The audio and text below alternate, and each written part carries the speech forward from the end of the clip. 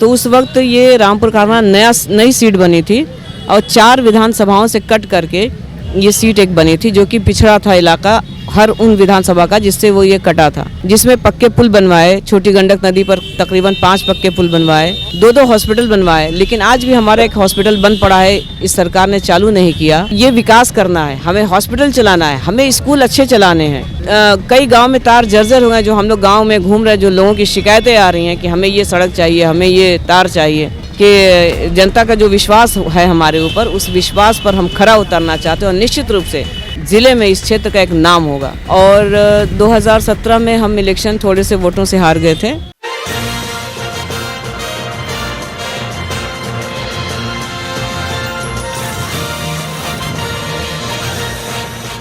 नमस्कार, आदित्य पांडे नाम है मेरा और आप डीएनपी इंडिया देख रहे हैं। उत्तर प्रदेश विधानसभा चुनाव की कवरेज हम लगातार कर रहे हैं और ये दिखाने की कोशिश कर रहे हैं कि इस बार 2022 में क्या होने वाला है उत्तर प्रदेश में। इसी कड़ी में इस समय हम देवरिया जिले में हैं और देवरिया जिले के रामपुर कारखाना विधानसभा से इस बार समाजवादी पार्टी के प्रत्याशी गजला लारी जी हमारे साथ। गजला लारी जी, पहले तो आपका डीएनपी इंडिया पर स्वागत है मैम। थैंक यू, शुक्रिया मैम। पहली बात ये कि इस बार मुद्दे क्या रहने वाले हैं रामपुर कारखाना विधानसभा में, इस बार आप किन मुद्दों के साथ विधानसभा चुनाव लड़ने जा रही हैं? देखिए, यहाँ पर ये रामपुर कारखाना 2012 से 17 तक जब हम समाजवादी पार्टियों की सरकार थी और हमको यहाँ के लोगों ने विधायक चुना था, तो उस वक्त ये रामपुर कारखाना नई सीट बनी थी और 4 विधानसभाओं से कट करके ये सीट एक बनी थी, जो कि पिछड़ा था इलाका हर उन विधानसभा का जिससे वो ये कटा था और बहुत ही ज़्यादा पिछड़ा था। बहुत ही 5 साल तक हम लोगों ने बड़ी मेहनत के साथ यहाँ कुछ विकास कार्य करने का काम किया, जिसमें पक्के पुल बनवाए, छोटी गंडक नदी पर तकरीबन 5 पक्के पुल बनवाए। उसके अलावा टाउन एरिया, एक ग्राम सभा बड़ा था, उसको विकसित करने के लिए टाउन एरिया घोषित कराया, 2 हॉस्पिटल बनवाए। लेकिन आज भी हमारा एक हॉस्पिटल बंद पड़ा है, इस सरकार ने चालू नहीं किया। और सड़कें तमाम बनवाई। उसके बाद भी आप जब चलेंगे ना, 5 साल में इन्होंने, बीजेपी सरकार ने कुछ नहीं किया।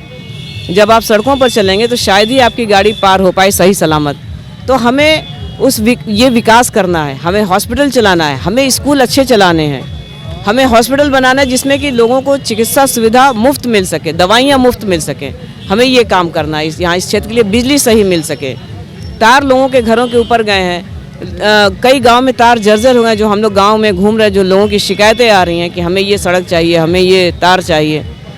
तो दूसरे लोग सवाल करते हैं कि तुमने आपको है ये सड़क और तार चाहिए, तो आपने अभी तक क्या किया? तो लोगों ने कहा कि कोई यहाँ झांकने नहीं आता था और हम लोग किससे कहें, आप आई हैं तो आपसे कह रहे हैं। तो इसी विकास को करने के लिए, लोगों की परेशानियों को दूर करने के लिए हम चाहते हैं कि जनता का जो विश्वास है हमारे ऊपर, उस विश्वास पर हम खरा उतरना चाहते हैं। और निश्चित रूप से 2022 में जो आने वाले टाइम में 10 तारीख को मार्च को बदलाव होगा और उसके बाद इस क्षेत्र में विकास का कार्य होगा ज़ोर शोर से और पूरा ज़िले में इस क्षेत्र का एक नाम होगा। ये सवाल कि आपकी अगर विपक्ष में बात किया जाए तो इस समय भारतीय जनता पार्टी से भी पुरुष प्रत्याशी हैं, अगर बीएसपी की बात की जाए वहाँ भी पुरुष प्रत्याशी हैं, तो ऐसे में एक महिला होकर लड़ना इन लोगों से कितना मुश्किल होगा? देखिए, हम 2002 से और 2017 तक हम विधायक रहे 3 बार लगातार, और 2017 में हम इलेक्शन थोड़े से वोटों से हार गए थे। तो जनता ने मेरे ऊपर विश्वास किया था। ये क्षेत्र के विकास का मामला है, ये महिला और पुरुष का मामला नहीं है। लोगों ने विश्वास किया, वो जानते हैं कि ये महिला, और वैसे भी महिलाएं बहुत अच्छे से अपनी जिम्मेदारियों को निभाती हैं और जो जिम्मेदारी जनता हमें देगी उसको अच्छे से हम निभाएंगे, पूरा करेंगे। लखनऊ की राजनीतिक गलियारों में इस समय रामपुर कारखाना विधानसभा बड़ा चर्चा में है और चर्चा में वजह होने के पीछे रीजन ये बताया जा रहा है कि जो समाजवादी पार्टी का गठबंधन है जनवादी पार्टी के साथ, अखिलेश यादव ने पहले वादा किया था कि रामपुर कारखाना विधानसभा की जो सीट है वह जनवादी पार्टी को दी जाएगी, लेकिन ये सीट आपको मिल गया। ये कैसा हुआ? ये बात कहीं ना कहीं ये सच है, क्योंकि लखनऊ की राजनीतिक गलियारों में इसकी बहुत चर्चा है। ये बात हम आपसे पहली बार सुन रहे हैं और चूंकि ये बड़े नेता की बात है, तो जो हमारे राष्ट्रीय अध्यक्ष अखिलेश यादव जी का जो फैसला है उस फैसले को हम लोग मानेंगे। उन्होंने हम पे विश्वास करके मुझे यहाँ भेजा है, तो हम उनके विश्वास को कभी टूटने भी नहीं देंगे। क्या लगता है इस बार बदलाव होने जा रहा है, क्योंकि 2017 में आप कुछ वोटों से चुनाव हारी थी?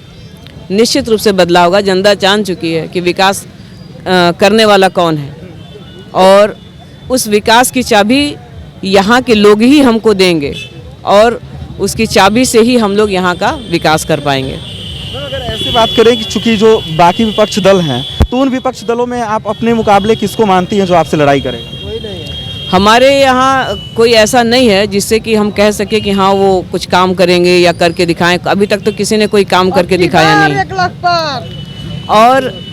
और हमारी लड़ाई है गरीबी से। वो जो मजलूम है, जो बच्चे हैं जो पढ़ नहीं पा रहे, अशिक्षा से हमारी लड़ाई उनसे है। हमारी लड़ाई उन बीमारियों से है जिसका इलाज सही ढंग से नहीं हो पाता और जिसमें ज़्यादा पैसे लगते हैं, जिसमें बहुत से ऐसे लोग हैं जो उस पैसे को नहीं दे पाते हैं और उस अभाव में उनकी जान चली जाती है। तो हमारे राष्ट्रपति ने ऐलान किया है कि इस बार सरकार बनने पर हम मुफ्त में चिकित्सा सुविधा देंगे, मतलब इलाज भी करेंगे और दवाई भी मुफ्त देंगे। तो ये थी हमारे साथ रामपुर कारखाना विधानसभा की समाजवादी पार्टी के प्रत्याशी गजला लारी जी, जो ये कह रही थी कि इस बार बदलाव होगा, इस बार यहाँ से ये जीत दर्ज करेंगी और इस बार 2022 में अखिलेश यादव की सरकार बनेगी।